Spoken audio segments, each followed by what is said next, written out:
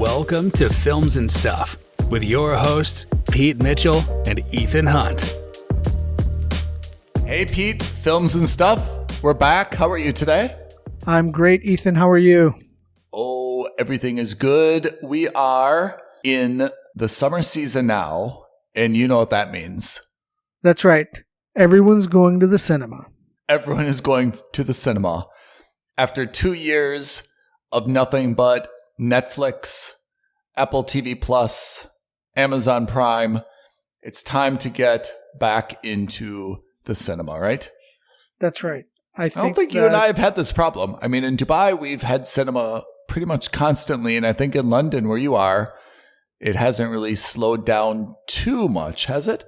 So the last 2 years have been slow, but because the UK market is so small already, you know, when you're talking about a big movie in the UK market is like maybe $20 million. And I think that's like, I'm pulling these numbers out of my butt, but like that, you know what I mean? Like it's a big cinema weekend in the US is something like $300 million.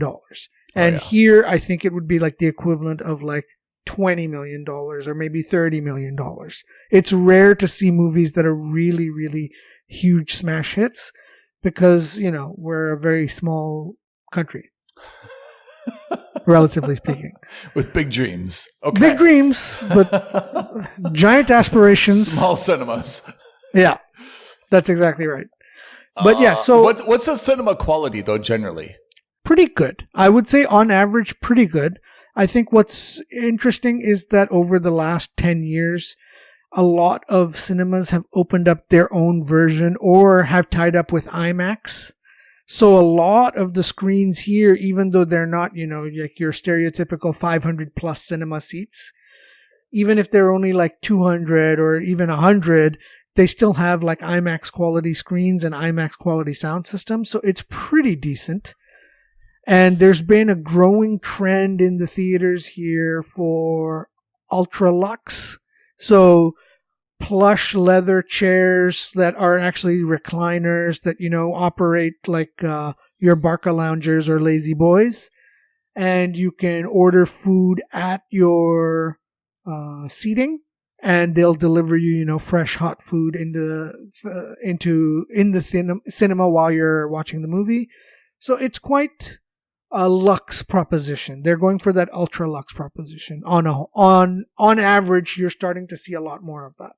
Nice. So would you say it's better quality cinemas than in the US, like AMC and what else is in the US? I haven't been to watch a movie in an AMC or like, I think the other one is, I don't know. Oh, there's one more, but I can't remember. I vaguely remember the logo, but in any case, but yes, in general, AMC is the biggest one. When I was living there, there was like a 30-screen AMC about a half hour away from me. Yeah. And it was nice, don't get me wrong. And I don't know if this has changed at all, but like I remember back then you didn't get assigned seats, so it was kind of like a free-for-all, general admission. And so, you know, you sat there and you rushed into the cinema well in advance because you wanted to make sure you got a good seat. Actually, my favorite thing about it was the concession stand, because the quality of the concession stand in American theaters, I think, is probably the best I've seen anywhere. Oh, really? Yeah, generally speaking, in terms of not just whether the quality of the food itself is not that great, but candies. Yeah, but you get like a huge variety of different kinds of candies, savory snacks, all the different kinds of popcorns, which of course you get everywhere. But I just think that the options you have in US cinemas is more. Although I will say in British cinemas, you can get alcohol. So, you know, if you want wine, if you want beer, you get all of that. I don't know if that's necessarily the case in American theaters. Not that I'm aware of, but that's a huge benefit for me. Okay. Yeah, I remember we went to the bar next door in Zimbabwe, grabbed a bottle of wine before we saw a Force Awakens. I think it was rosé. We promised not to tell anyone. I think we promised not to tell anyone. We said this stays with us. Yes, that's right. No, that's right. Don't go on a podcast and tell the world.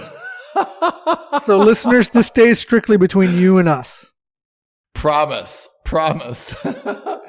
All right. So anyway, this is the summer of film, right? I mean, it's been 2 years. So much stuff has been delayed or rescheduled.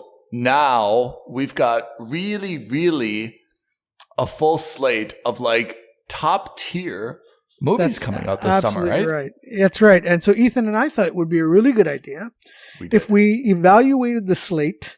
We did. And gave you our prediction on the top 10 in terms of box office takings by the end of summer. So let's just make that clear. We're talking about what movies are going to make money, not what's going to be a good movie and not what's going to be an enjoyable movie. We're just saying, show me the money. That's exactly right. So shall we start? Let's go bottom up. Let's start with our number 10th movie and work our way up to what we think is going to be the most financially successful movie this summer. Done. At number 10, I have chosen a Netflix movie, Day Shift with Jamie Foxx. Okay, so 2 questions. That's not going to qualify. Yeah, well, that's it. Is there going to be a theatrical run? I don't know. Maybe my number 10, but my number 10 is the only one that I've chosen for Netflix, but I agree. Based on the criteria that we just painstakingly outlined, this actually may not qualify. All right, that's fine. Because we have some wild cards. Let's qualify that as a wild card. That's my wild card. Like a true gambler. We'll just call that a wild card. That's your joker in the hall. Yeah, right? That's and my for joker me, in the hall. I think Pixar's latest movie, Lightyear, is going to be the number 10 film. Oh, I've got, to give you a reveal, I've got Lightyear, but I've got it higher than number 10. Ooh, perfect. What do you have at number 9? At number 9, I've got the new Brad Pitt action movie, Bullet Train. I'm down with that. I don't have it at 9, but it's on my list. Tell me the synopsis of Bullet Train. It looks like it's about a hitman who wants to retire, goes on one last job, who has to retrieve a suitcase from one of those bullet trains in Tokyo, or in Japan, those high-speed rails. Yep. And unbeknownst to him, many other people are after the same case, and it's basically an action movie that takes place on a train. Do you think that Brad Pitt's agent has suddenly woken up from a long slumber, seen what's happened to Keanu Reeves in John Wick, and said, Hey, Brad, hey, Brad,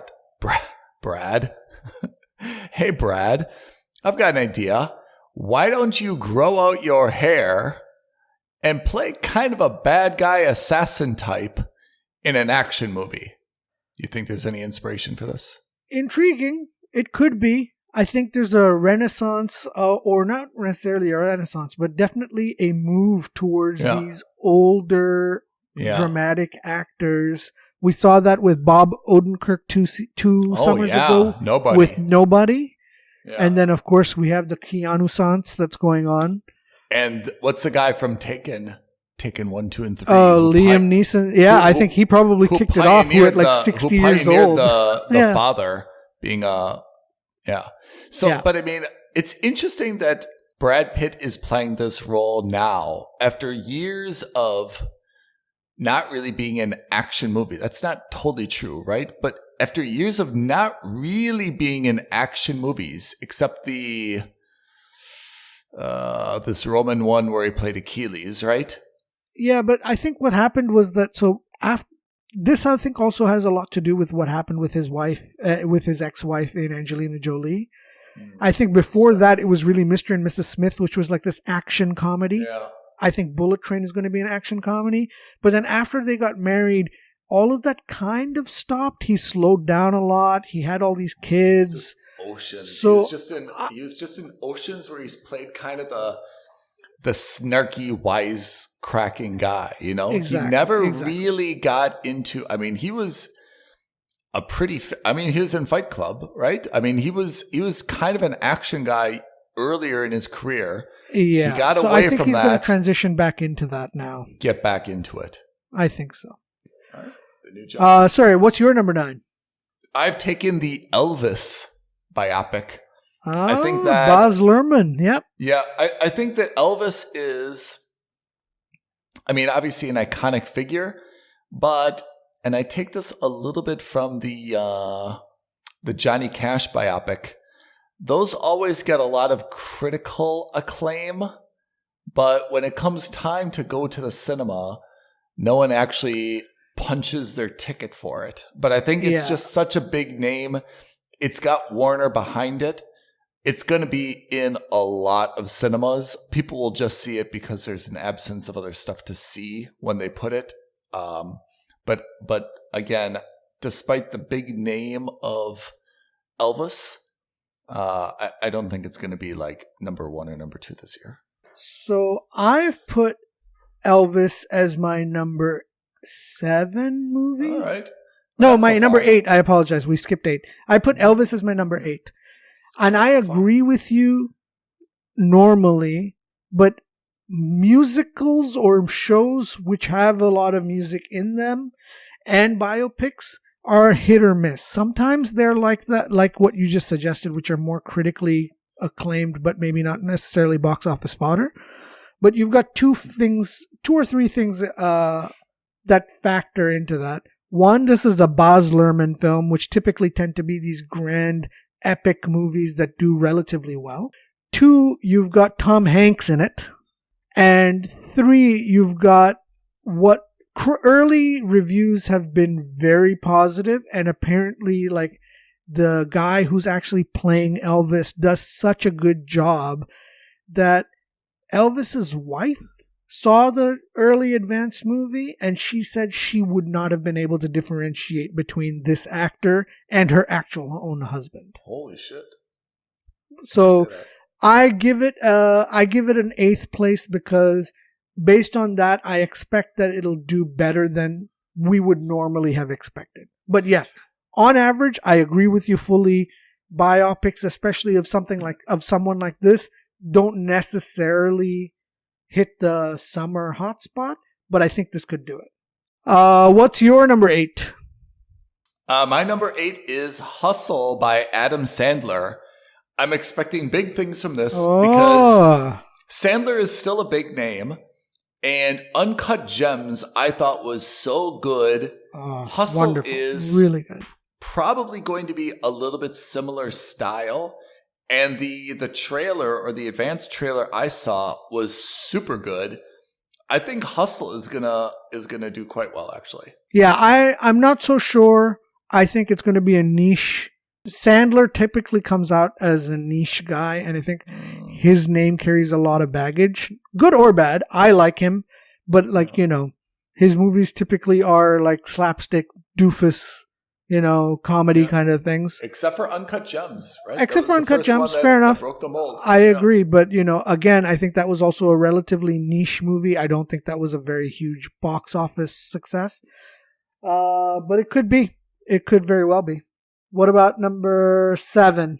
Number 7, I've got Bullet Train with Brad Pitt. I'm really excited for this, and like I said, I think Brad Pitt either hired a new agent or his current agent woke up from a 4-year coma and realized that Brad Pitt's got long hair, is a huge name, and can probably do some stunts. Why not make him, the next John Wick or Liam Neeson's character in Taken? Like this is an easy market, I think, for Brad Pitt to reel off 3-4 films in a row and kind of reclaim his his place in the Hollywood hierarchy. And the name Bullet Train is the right name for this movie as well. It just sounds good, Bullet Train. Yeah. For my number 7, I've got one that might be a questionable decision. It's DC's League of Super Pets or Pets. I can't remember.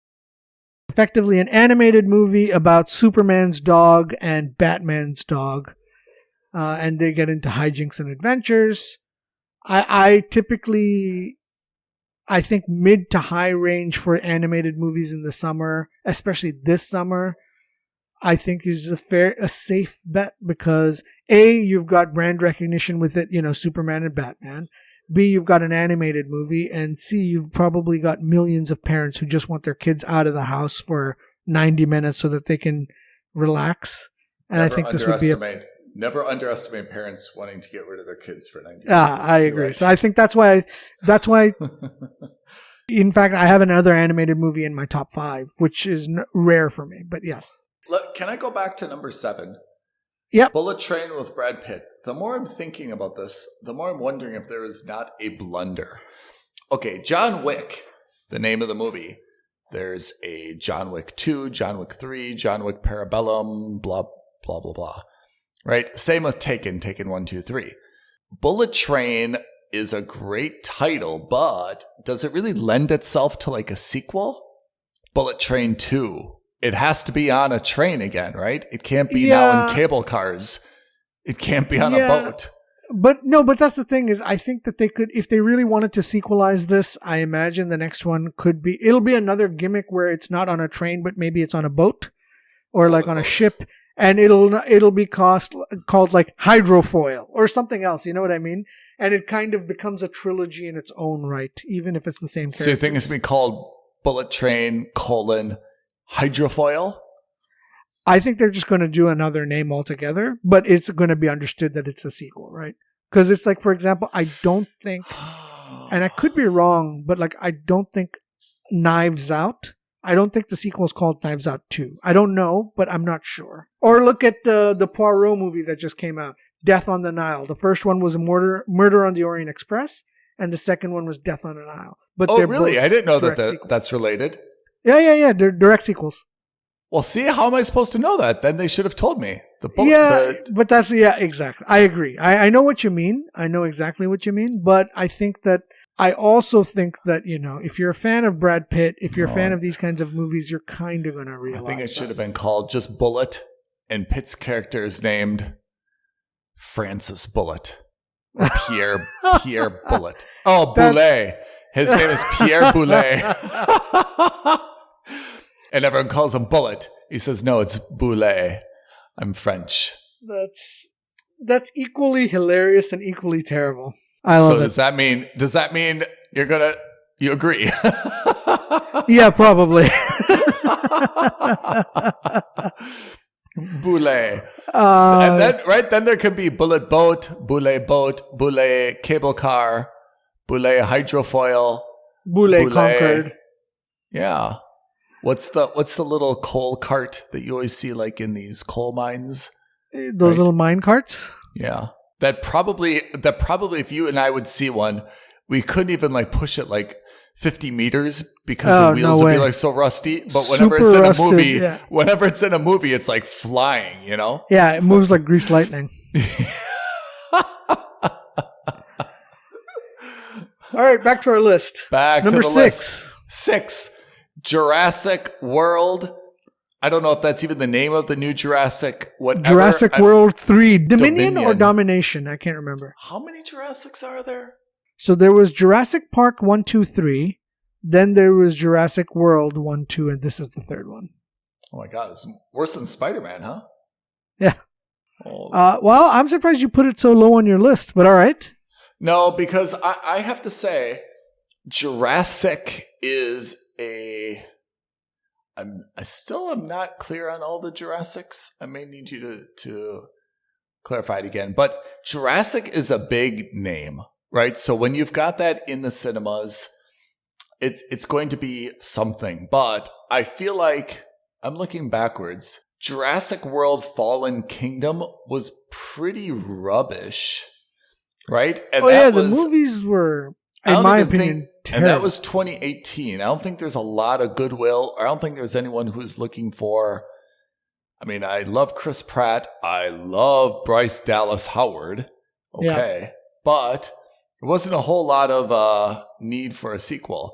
And that's after Jurassic World, which I thought was actually really super miserable.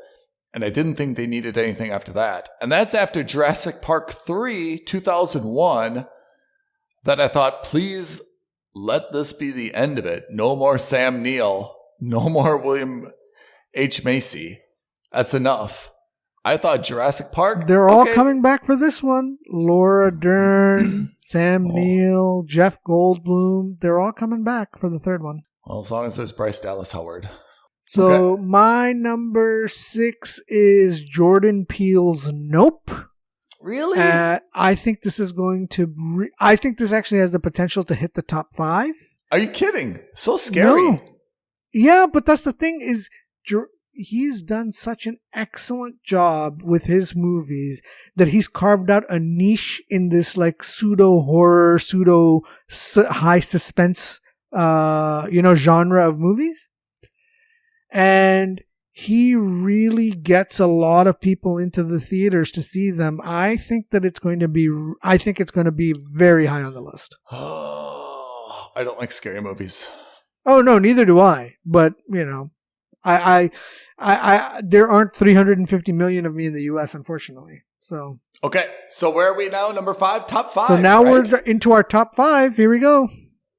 Top Gun 2 Maverick, which has so much pressure. I've already pre-booked my tickets, and believe it or not, I bought a flight suit on Amazon. I love it. I love it. I can't wait. I'm going to get aviators. I can't wait for this movie. It's just made me nervous that it's got to be so good because my expectations and my enthusiasm are so high for it. Are sky high at the moment. Yeah. But I think I have disproportionate amount of enthusiasm for this. I think because it's 35 years since the last one, I think there's a whole generation that doesn't have the same affection that I have for Top Gun. There's a bunch of people right now who are 22 years old that never saw the original Top Gun and certainly didn't see it in a theater, and they're probably like, meh, I'll see it, but not like, I gotta see it, My 5 is actually not Top Gun. My number 5 is Minions: Rise of Gru. I love the Minions. I love the Minions. I do like the Minions as well, but I think they've got an extreme cachet with the younger audience. I think parents are going to go in drives with their children, not once, but maybe even twice to see this. I think the Minions have some way of captivating children, so I think they're going to do it. I think they're going to absolutely kick ass this summer. All right, spoiler alert, I have Minions at number 3. I agree with you. Oh, that high. The Minions are always popular. I think the same thing. Minions are just going to... And even, I have to say, even there's, like, you put this DC Pets. Yeah, a bunch of kids will go to that. But I have to say, like, Minions is clever enough that even our generation, you could see some date nights where people would go see Minions, Like, I don't think you and I would see Minions together. But like potentially we would each have dates who would be like, hey, let's go see Minions, because our date doesn't want to see Top Gun. Okay. Our date doesn't want to see Jurassic World. We don't want to go see Bullet Train and have them swoon over Brad Pitt, so we've got to be a little bit strategic about that. All right. Let's double date onto the Minions. Onto the Minions. That's 4 tickets. Okay. So my number 4 is Top Gun 2. I think that it's not going to. I think it's going to do very, very well, but I don't think it's going to. I don't think it's going to be able to dethrone my number 1, 2, and 3 pick.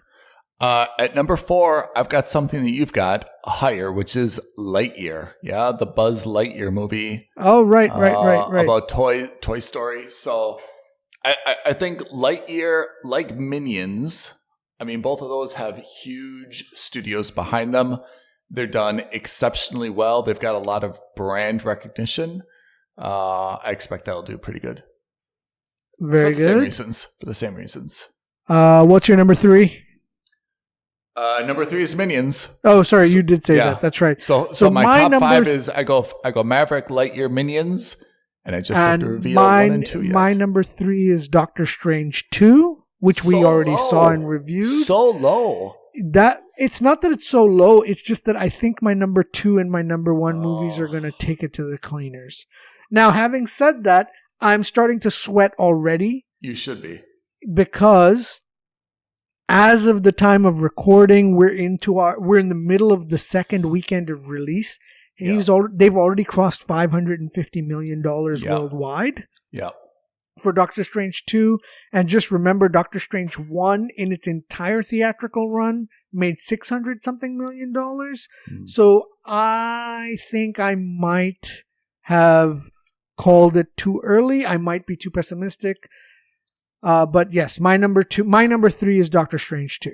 So let me tell you what my number 2 is. My number 2 is Thor. And you can't talk about Strange 2 without talking about Thor: Love and Thunder. Yes. So maybe I'll just, it's not a reveal anymore. My number 1 is Strange 2, and then I've got Thor at number 2. And the reason I put it that way, and I could be talked out of it, it could go the opposite of my logic, but my logic is everyone is seeing Strange 2, and it's very good. We loved it. We obviously had a few suggestions. I feel like everyone's going to be a little bit marveled out then. You know, and they've seen Strange, and they're kind of like, all right, I've seen my Marvel movie. Like, do I really need to see Thor? Like, And I feel like there's going to be a drop off just because they're the same universe. Now, the flip side could be argued, and maybe I'm wrong, that everyone got so excited by Strange, they remember how much they love Marvel. Thor's coming out, and they want another bite at the apple. I can totally see that as well. You've hit the nail on the head for me, so no surprise. My number 2 is Jurassic World 3 because it's going to get a lot of the kids who are interested in dinosaurs, plus a lot of the older people. I think Jurassic World 3 is going to be a number 2, but I think for exactly the reason you just mentioned for Thor versus Doctor Strange, I think Thor is going to come in number 1. Because I think what's going to happen is you're going to have a lot of people who saw Doctor Strange 2. And I think you're going to get 2 camps of people who saw Doctor Strange 2. The first camp, who like you said, were like, oh my God, I miss seeing Marvel movies in the theater. I can't wait to see more of it. And so we're going to go watch it. And, we're going to see how this world interconnects. I think that's going to be a big driving factor. And the second reason could be that a lot of people who also saw Doctor Strange 2 were just like, it wasn't really my bag. It was a little Sam Raimi-esque. There was a little bit of horror. There was a little bit of this. They weren't so sure. And I think with Thor 4, it addresses all of those things because the trailers seem like that they're a little bit joyous. You get a little bit of Guardians of the Galaxy in there. You get the reintroduction of Natalie Portman, who also has her own cachet of fans. I think that it's going to cover all the bases that Doctor Strange 2 didn't, and I think it'll cover them in a better way. And that's why I think Thor 4 is going to... And remember, Thor 4 is coming off of Thor 3, which did incredibly well and gained a lot Was that Ragnarok? Ragnarok. A lot of people Ragnarok was my really favorite. Loved Ragnarok. Exactly. I think Ragnarok was my favorite Marvel movie. Yeah. So I think in terms of fun movies, I think Ragnarok was the best. In terms of my favorite, it's definitely maybe top 10. I don't know if it's the best, but I still think so. And I think it's going to ride that wave. Everyone's going to remember, oh man, I really liked how Taika Waititi did Thor 3. I think he's going to do even better with Thor 4. And that's why I expect Thor 4 to be the number 1 movie this summer. Let me take you through a little bit of maths. Yeah? I'm getting from thenumbers.com the box office history for the Jurassic Park movies, okay? So take your mind back to 1993, Jurassic Park. Yep, I'm there. You want me to talk worldwide or should I talk U.S. domestic? No, let's talk worldwide. Everything worldwide. Worldwide, it just crossed the 1 billion barrier worldwide. In 1993, that's quite good. I don't know how this... I don't know. It's probably counts video and everything ever since, but anyway. In 1997, Lost World, Jurassic Park. 600 million. That's down 40%. Yeah? Dramatically down. 2001, Jurassic Park, Roman numeral 3. First of all, this naming convention is driving me nuts. Okay. Down again, 366 million. So we've gone from 1 billion, 600 million. Now we're at 366. Okay. Then they took a 14-year pause, rightfully so. Jurassic World at 1.7 billion. That's that was the huge. smash hit of that summer. That's huge. Then 2018, 3 years later, Jurassic World: Fallen Kingdom, 1.3 billion. So where's Jurassic World: Dominion falling? You think it's going to barely cross 1 billion? I think it's going to be a $1 billion movie. I don't know if it's going to surpass 1.7, but I think it's going to be between 1 and 1.3 billion as well. Spider-Man No Way Home, it says, is 1.9 billion. Yep. It's the third most successful Marvel movie. Eternals, wow, crash and burn at 400 million, huh? Can't believe it even made that much, but good for them. Crash and burn, huh? Although maybe not unusual because there's not a single recurring character. It's an entirely new franchise, right? Yeah, plus, I mean, there was a pseudo-pandemic release. Yeah. There are lots of reasons why you can justify that number. Yeah. But, I mean, ultimately, the movie itself wasn't great anyway. Yeah. But then, you know, who really does have a good argument, which is Black Widow, right? Which was disastrously released. 380 million. I thought Black Widow was a phenomenal movie. I have to say, Black Widow may be as good or almost as good as Thor Ragnarok. Oh, big swing there. All right. Yeah. I thought Black Widow was exceptional, right? Not for me. I thought it was good, but I don't think it was as good as Thor Ragnarok. Okay. So where is Thor? I mean, Thor Ragnarok made 850 million. Mm-hmm. That's not, I mean, I don't know why we're sneezing at that. That's a huge amount of money. But, I mean, compared to Infinity War, Endgame, the Spider-Mans, 850 is not like... Yeah, it starred two of the lesser Avengers. It came off of Thor 2, The Dark World, which was universally panned. Not just in the box office, but even by critics. So it had a lot of work to do, which is why I think this is going to be the next $1 billion movie. I think Thor 4 is going to be the next $1 billion movie. So when we look at this, I've got, okay, so Doctor Strange is already at $500 million, right? Thor: Love and Thunder, we'll find out. Then is Black Panther: Wakanda Forever coming out in November of this year? So they say, but I have no idea. And then in spring of 2023, Ant-Man and Wasp again. Quantumania, yep. And then in a year from now, Cinco de Mayo, Guardians of the Galaxy Volume 3. That's right, but they're going to prime it. They're actually releasing a holiday special in December. So let's see. But you think filming it now. You think Thor 4 is going to out Strange 2? I definitely think so. Wow. I definitely think so. Okay. I think Doctor Strange 2 is in the annals of MCU filmography. I think Doctor Strange 2 is going to come off as more of a niche than Thor 4. Where was the original? I'm trying to find the original. The original Doctor Strange only did 600 something, yeah. I mean, again, but that's in 2016. Yeah. Coming off and although there is some precedent for this, if you look at 2016, you had Captain America: Civil War at 1.1 billion. What a movie! Yeah, and that's an amazing movie. For me, that's really one of the best ones, right? Captain America: Civil War, May 2016. Then November 2016, you had Doctor Strange. That's a bad release date, though, yeah? November. Maybe it's getting Thanksgiving in the U.S. But they had two that year, May and November. Plenty of time in between them.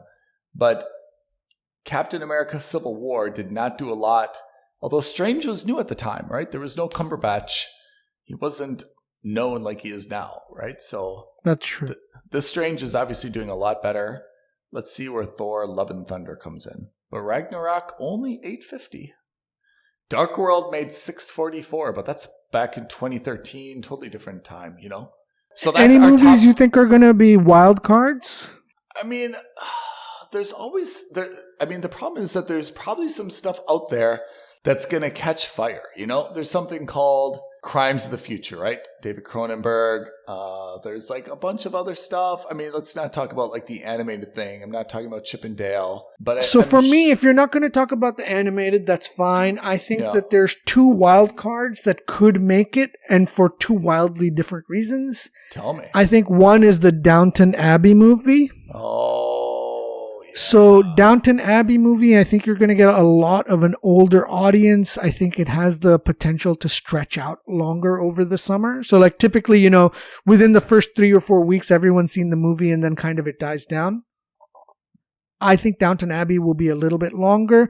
It has potential to sneak in there on the top 10, only because the people who really love Downton Abbey really love Downton Abbey. That's true. And it's also an older cinema crowd. So, you know, they're more patient. They don't necessarily have to see the movie in the first weekend. They might see it in the second or third. Then the other one, there's no Avatar. There's no Avatar, right? No Avatar. That comes out in December. And you don't think, and Fantastic Beasts, the Dumbledore movie, that's not counting? No, that's pre-release. That's pre-summer window. All right. But even if it were, I don't think it would make that list. Okay. I saw that film and I have a lot of opinions on it. Okay. But the other one that could be a wild card is Joe Coy in his movie Easter Sunday. I don't know if you know Joe Coy. Easter Sunday. So Joe Coy is a Filipino-American comedian. And I don't know if you know someone. So do you know Russell Peters? Yeah. So if Russell Peters is to Western comedy, is to Indians in the comic scene, that's what Joe Coy is to Filipinos in the comic scene. He is a Filipino-American. He doesn't sell out comedy clubs. He sells out stadiums. When he does a tour, he sells out stadiums and arenas. It's called Easter Sunday? And his movie is called Easter Sunday. It's about, surprise, Easter Sunday. And the reason I think that's a wild card is because he has the potential. He's a very, very funny comedian. I think if you haven't seen him, I advise you to watch him. His stand-up specials are great. I also think that he's got cultural cachet with a lot. We should spell his name. His name is spelled Jokoy. That's right, Joe Coy. Yeah. And he's got cultural cachet and he's got comedic cachet, not just with people who like comedies, but with Filipinos, with Japanese people, with Korean people, with Vietnamese people. So with a lot, like Russell Peters, he's got a lot of power and cultural cachet with South Asians and Southeast Asians. And if the movie is good, if the movie is even halfway decent, I imagine you'll get a huge number of people going to see it for a variety of reasons, not least of which is to say, hey, there's a Filipino guy who's starring in this movie. We rarely get to see Filipinos on screen as comedic leads, so we really should support him. And, you know, that's why I think that there's going to be a lot of people who could go for it. I don't know if it's got the power to beat any of these top 10 films, but if there is a wild card, I sneakingly suspect he could get it done. I love wild cards. Okay. Love wild cards. You have another wild card? No, the other one was, so Downton Abbey, Easter Sunday, and then Chip and Dale. But Chip and Dale, because again, animated movie or semi-animated movie, so... You know, it's got a little bit of that. It's also, I think, starring John Mulaney. So, you know, you've got some. Oh, yeah. I think he voices one of the chipmunks. So I think there's a lot of, again, potential there, but maybe not for people like you and me to watch, but definitely if we had kids, we would take them to watch it. Pete, let me ask you a question about something that's in cinemas now that we have not seen or reviewed. Should we be talking about Lost City with Sandra Bullock and the other dude, Magic Mike? Surprise, surprise, I saw it. Oh, what a reveal. Dun, dun, dun. I did see it. It wouldn't qualify as a summer movie, although if it had come out in the summer movie, I would put that as I would put that as a wild card for this list. It's your stereotypical, it's kind of like what Sandra Bullock started out her career doing, which was Will I laugh? Will I laugh? There are definitely moments where you will laugh. Okay. Definitely moments where you will laugh. It's, your typical action-esque romantic comedy with two fish out of water. The old school setup that we saw in the 90s and the early 2000s time and time again. Except instead of Matthew McConaughey, it's Channing Tatum. For me, the important part of these movies, because I agree, a science fiction movie for me, it can inspire me, like, it gives me like something to think about. If it's an interesting premise, I'm just fascinated by the idea, and I just love that kind of like the part that makes me more curious, But if it's one of these, like you said, it's kind of a action-y rom-com, it's gotta make me laugh because I'm sure the storyline is going to be forgettable. The characters are going to be forgettable. It's just a movie that's kind of like 90 minutes of your time, but it's really got to make me laugh. And if it's not going to be funny, then I'm out. But if you can say, hey, yeah, it's a silly movie, you see everything coming from a mile away, but it will make you laugh, then I'll be in. Yeah, I think my suspicion is that you will laugh.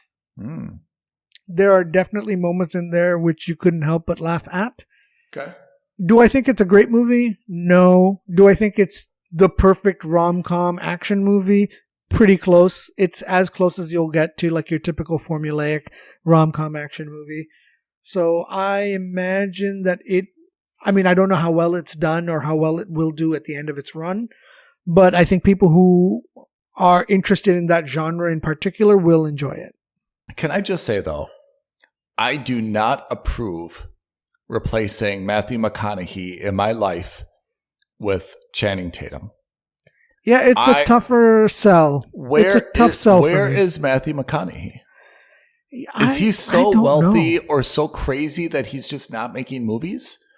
I haven't seen him in a movie in a long time. It's not right. It's because he was thinking of making that gubernatorial run in Texas, if you'll remember. I don't want Matthew McConaughey to be my governor of a state I don't live in. I want him in movies, and I want him to say Matthew McConaughey things in a Matthew McConaughey voice. I want him to. I'm just not clear why he's not in more movies. I know. So please, if you're in Texas, vote against Matthew McConaughey because I want him. Tell him to get back to movies. Tell him to get back to movies, or tell him that you'll vote for him if he gets back to movies. If that's what you want, either way, I want him back in movies because I think he's funny. So that's Matthew McConaughey. That's Lost City. It's interesting. I was thinking, one of the things I was thinking. You didn't tell me though, Pete. Pete, you didn't tell me. It happened by circumstance. That makes me think that there's. Yes, that's happened? Right. You're witnessing a films and stuff coup. A rift. Starring just Pete. Forget just about Ethan. Films and other stuff with me, Pete Mitchell, alone. No. I was thinking, it's so funny you mentioned that because I was thinking that because there's so many movies that I don't think we both are going to watch on either side. So I think that one of the things we could probably do in an upcoming episode towards the end of the season. It's not even on summer. Your spreadsheet. I hold on. I disclosed. It is on the spreadsheet. Where? Excuse me. If you look at A13, The Lost City. You're right. Because I put "Marry Me" on there, and you even put Pete. You put a dash. Because I knew I was never going to watch it. You didn't even pretend. You didn't even pretend. You're like, dash. Not even going to watch. Dude, you'll put a dash. I didn't put any dashes. You put 2 dashes. You know what it was? It's because did I really want to see J-Lo? That is hurtful. I can't believe you put. you put the Lost City up there, just waiting for Ethan to come give it a score.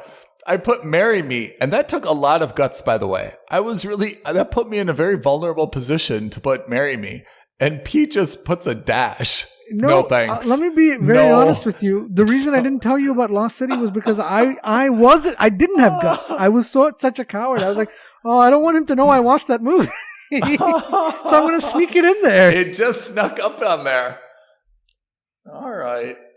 I put it in there because I think what we can do towards the end of the summer is maybe do a catch-up like mini review session where we do one episode where both of us talk about the shows or movies that we've seen and give like a 3-minute quick fire review of each movie and we call it a day. Because I don't expect you to watch Lost City, and I don't think, genuinely speaking, it's fine if it's on the background of your TV, but I don't think like you actively should go out to look for it.